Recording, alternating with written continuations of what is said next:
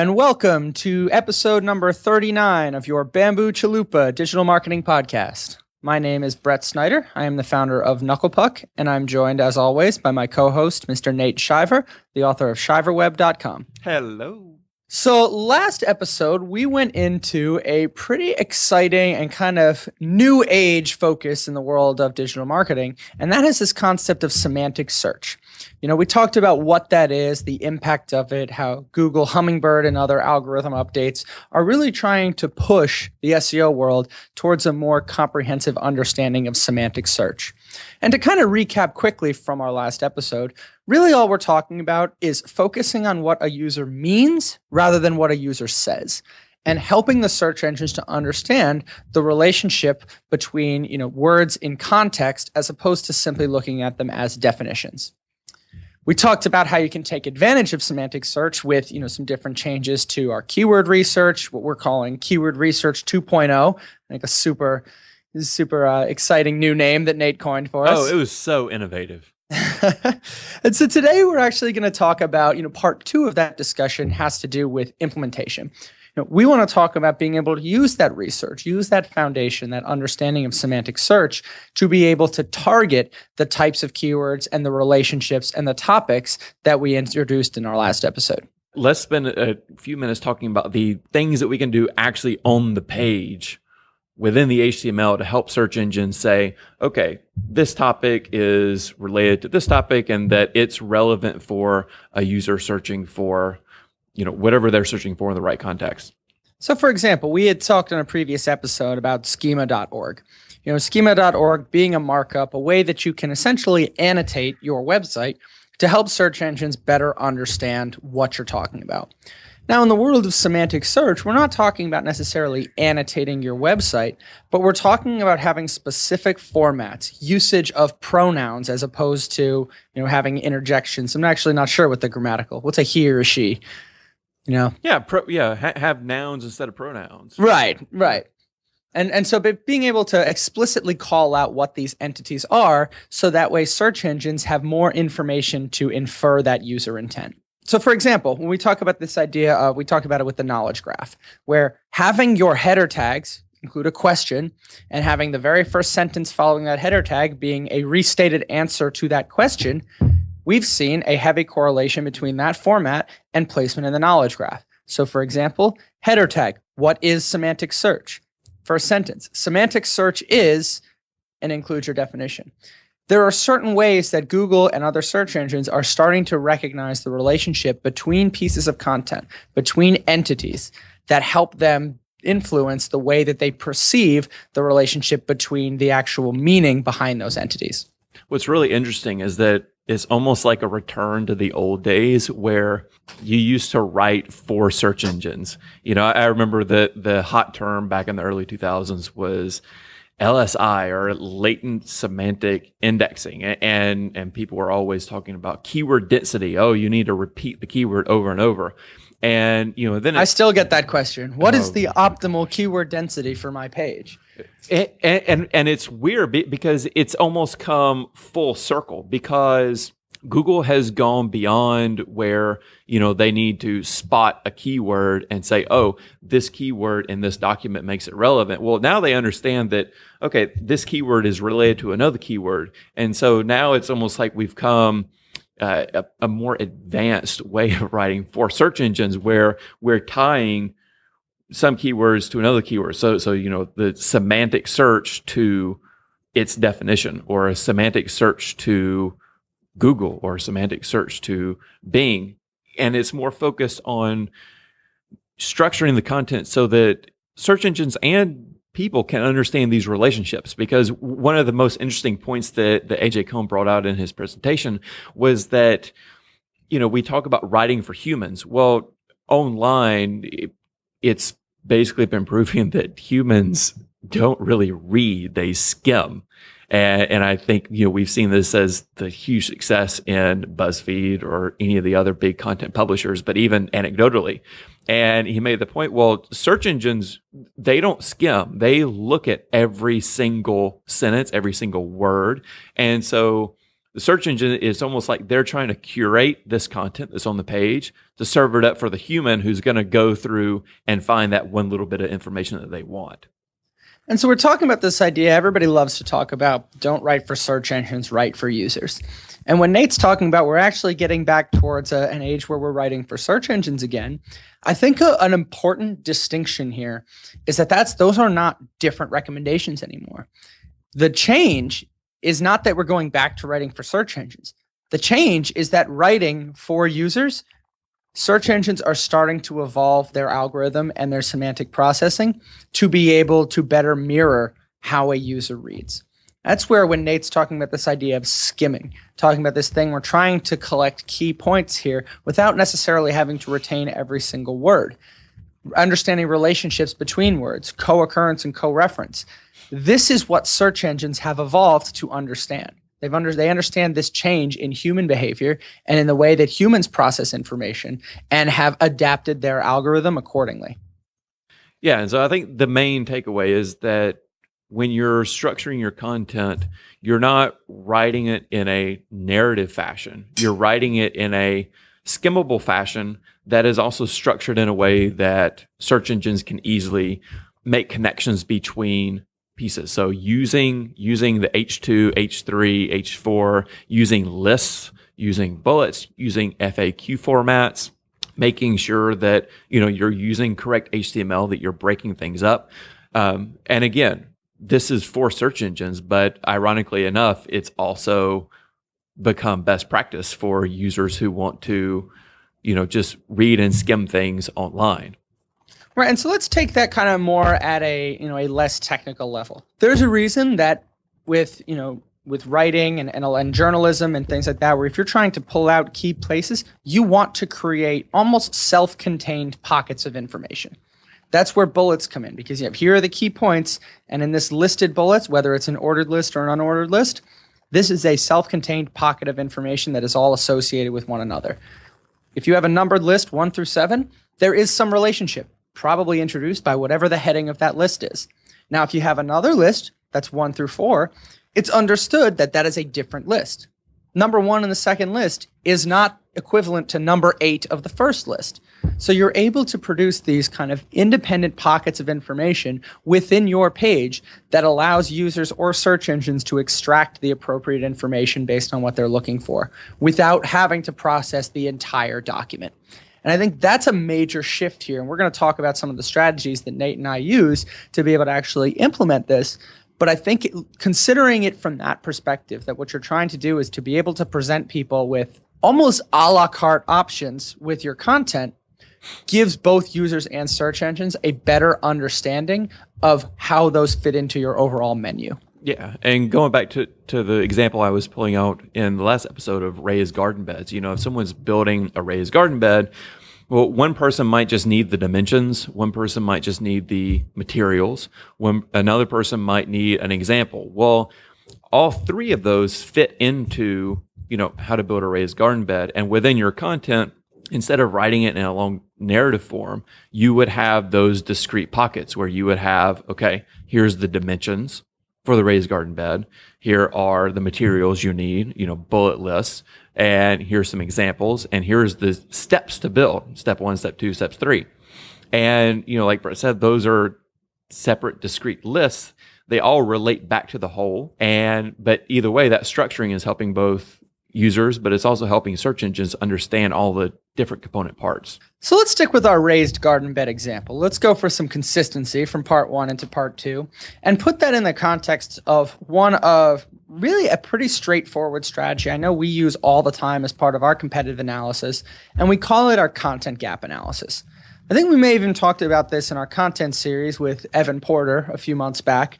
But when we talk about content gap analysis, we're essentially looking for opportunities for growth by evaluating gaps between the actual and the ideal, meaning evaluating gaps between the content that exists and all the possible variations of content that we can produce for that site. And I would just say you're looking for shitty content that keeps showing up in the search results. You're looking for something that you can beat. Yeah. And somehow this is working because Google and Yahoo and Bing have not found a real suitable piece of content to rank for this type of query. I remember back in the day when people would highlight the number of relevant documents that Google would bring back. So, if you search for raised garden beds, people would highlight that Google says that, oh, there's 1.42 million results for that query. But in the world of semantic search, it's really a misleading number, because if you go and look at the search results, you'll start to see that Google doesn't want just any of those 1.4 million documents. They want a result that is relevant to the place that I'm at, to my search history, and to all the other factors that we've talked about. And so it's almost become not necessarily an irrelevant number, but a number that you're not thinking of. You're having 1.4 million competitors for this query. You are looking at what 10 are ranking, what 10 are coming up next, and what are the common denominators between different variations of that search. Everybody's familiar with the diminishing returns of ranking beyond page one. I think that one of the long-standing corny jokes in the SEO world is, if you ever need to bury a dead body, stick it in the second page of the Google results. To Nate's point, focus in on who are your true competitors. Almost have an adjusted perspective here. In terms of 1.4 million means that somehow across all of the pages on the web, Google's algorithm has found some sort of match across 1.4 million data points. That doesn't mean that it's going to affect exactly what you are looking for, or that it's even content. Once you get past the first, the primary results, even if we say they have 100 valuable results for a query like raised garden beds, now you're talking about things that just talk about garden. They may not say raised at all. Maybe now you're going to start talking about beds with garden patterns on the sheets. You're starting to find things that do not have as closely tight-knit theme as what we are trying to target. And so a content gap analysis actually allows you to look at the pieces that are genuine competitors and see what are those genuine competitors doing to establish a very clear and concise theme around this particular topic. And once you understand that, you can start to reverse engineer the approach that you want to take with your content to compete for these queries. Some of the most important things that we do, you can mix and match multiple tools. So we'll use, say, Screaming Frog and backlink checkers to be able to say, all right, let me look at all the pages on this site, maybe that do or do not have to do with raised garden beds, but if the domain is ranking, let me look at the types of pages that are generating links, because that is helping to enhance the overall domain authority. What is that content doing to secure links? What types of resources are actually linking over to it? Gives me a sense of what is their most successful content doing to acquire the same type of reaction from their community. We can look at things like Screaming Frog and Ahrefs and their Positions Explorer. Ahrefs is a tremendous tool. Nate actually turned us onto it here at Knucklepuck, and now we use that almost exclusively. We've kind of used it over, your Open Site Explorer and some of your other more popular tools, because it allows you to understand the types of keywords. Almost think about if the Google Search Console search terms report was helpful. That's what the Ahrefs Position Explorer allows you to do. Yeah, it tells you where you're ranking, and it tells you what pages are ranking for those queries. And I like to use the Positions Explorer to reverse engineer terms by taking sites that I know are bad and looking to see what terms they're ranking for. So, for example, I've never found anyone who actually likes Yahoo Answers. So you can take Yahoo Answers and drop it into Positions Explorer, or some site in your industry that is just a bad user experience, and see what terms are they ranking for in the Positions Explorer that's relevant to your industry. And if they are ranking, then you can say, okay, there's a gap here. Like if Google can't find anything better than this awful site, that means that there's a place for someone better to come in. And one key thing here is, if you just looked at Yahoo Answers as a whole, you're going to get a lot of noise. Yeah. If you look at domains, we talked about domains for backlink checkers. That's to see, more on a kind of a holistic approach. You want to drop in your actual URL. You want to say what this URL is actually ranking for. Because again, to Nate's point, this is showing that Google has found no better resource than what exists on Yahoo Answers. Now, when that's the case, as a marketer, and especially somebody with a heavy content focus, you should be licking your lips at the opportunity to go and attack that corner of your market, because it means that there's essentially nothing there. There is no competition if Yahoo Answers is the best result. And so that tells us how we can prioritize our time and resources. It also tells us where there are gaps and opportunities in terms of the industry as a whole being able to speak to a particular content theme. Whatever tool you use to do this analysis, there's mainly two things that I look for when I'm doing content gap analysis. I start with taking an educated guess at the term that I want to target. And you're looking for two things. One, you're looking for sites that are there that should not be there. So, for example, if you look for how to make a raised garden bed and you see a Home Depot page that is selling raised garden bed supplies, that should stand out and make you ask, okay, well, why is that page there? And then on the flip side, you should also look for outliers that are in the search results but should not be. So this is some random person's blog with no real backlinks to speak of, but is still ranking in the top 10. And that should be a strong signal for you to ask, okay, wait, why is this page ranking here? They're doing something right. Google sees something with this page that makes them relevant somehow to the search, and it should allow you to move to the next thread. And of course, you can use tools like Screaming Frog and Ahrefs to do bulk export and do this in a spreadsheet. But if you are a smaller site, or if you are just starting out looking for different threads with your content strategy, simply having a critical eye on the search results, looking for these gaps about what sites are there that shouldn't be there and what sites are there that shouldn't be, all things equal. And this gives you, again, remember the focus here is you're looking for gaps. You're looking for areas where you and your site can fill the emptiness between the existing results and kind of what you know to be the focus for the audience, and you are a part of that audience. That comes back to keyword research. That's why we spent the whole time yesterday talking about keyword research. This is just applying keyword research to identify opportunities for growth. And then I'll say, once you have a lock on, you spot a gap. You see there's an area that I can go after here. You can go back to your tools. Like I always go back to Ahrefs Position Explorer. Take that page, like Brett said. Take that. Let's say it's the no-name blogger who is ranking for how to build a raised garden bed. Plug that into Positions Explorer. See what other terms that page is ranking for, and that'll start to give you a picture of the broader topic. And is it ranking for the dimensions or the materials, the examples, ideas, designs? What angle does Google see is prevalent for that page? And you can take that same page and go to AdWords Keyword Planner and drop it into the landing page for search for new keyword ideas. And this will give you a machines perspective, I guess you could say, where the keyword planner tool is going to dissect that page and extrapolate keyword themes that it would recommend advertisers advertise on for that page. But we're just going to take those themes and say, okay, this is what a machine would say is the theme, the semantics of this page, and take that information and build out a better idea of what the content should look like that should fill in the gaps. It might be that page has left off designs, or that page has designs and there's no other pages tackling that theme, and you can go and pull that into the content that you want to build. Something else when we talk about looking at competitive analysis from a backlink perspective.